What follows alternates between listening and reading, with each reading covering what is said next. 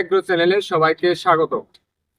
তবে কিভাবে একেবারে সহজ এবং সাধারণ ঘরোয়া উপায়ে কিভাবে চাষ করলে এরকম ফলন দিবে বাম্পার টমেটো।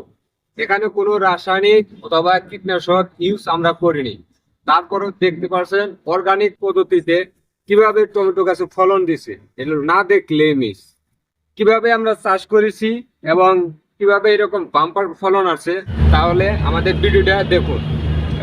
এইরকম টমেটো হয় ছাদে অথবা রুপটপ গার্ডেনে, না দেখলে মিস। দেখতে পাচ্ছেন গাছ কিন্তু লুট নিতে পারছে না, গাছ আমরা বেঁধে রেখেছি, লুট নিতে পারতেছে না। এই অবস্থা, এরকম টমেটো হতে পারে। এই যে অনেকে টমেটো চাষ করেন, রোগ জীবাণু হয় এবং পোকামাকড় আক্রমণ করার ফলে ফলন দিতে পারে না, এবং পাতা কুকরানো এবং মিলিবাগ এবং মাছি পোকার দ্বারা আক্রমণ হওয়ার কারণে টমেটো গাছের সমস্যা হয়।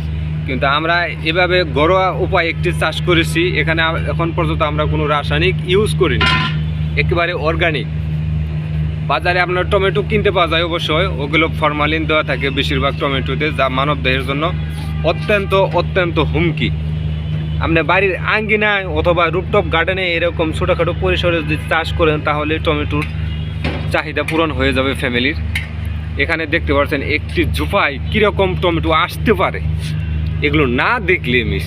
দেখতে পাচ্ছেন এ কীভাবে সম্ভব। আমরা টবে এভাবে টমেটো এবারে মনে হয় প্রথম। দেখতে পাচ্ছেন কি সুন্দর টমেটো, এগুলো অনেক বড় হবে, এগুলো সাইজ অনেক বড় সাইজ। এখানে পরিপক্ক হয়নি, কাঁচা। এখানে ফুল আসতেছে এবং এদিকেও ফুল আসতেছে। গাছটা অনেক সুন্দর ন্যাচারালি,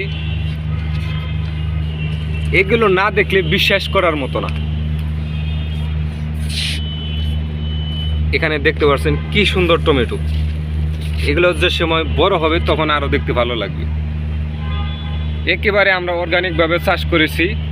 ইচ্ছা করলে আপনি সাধারণ একটি পদ্ধতি অবলম্বন করলে এরকম ফলন নিতে পারবেন বাম্পার। আমরা কিভাবে চাষ করেছি একেবারে সহজ পদ্ধতিতে আপনাদের মাঝে তুলে ধরবো, চলুন।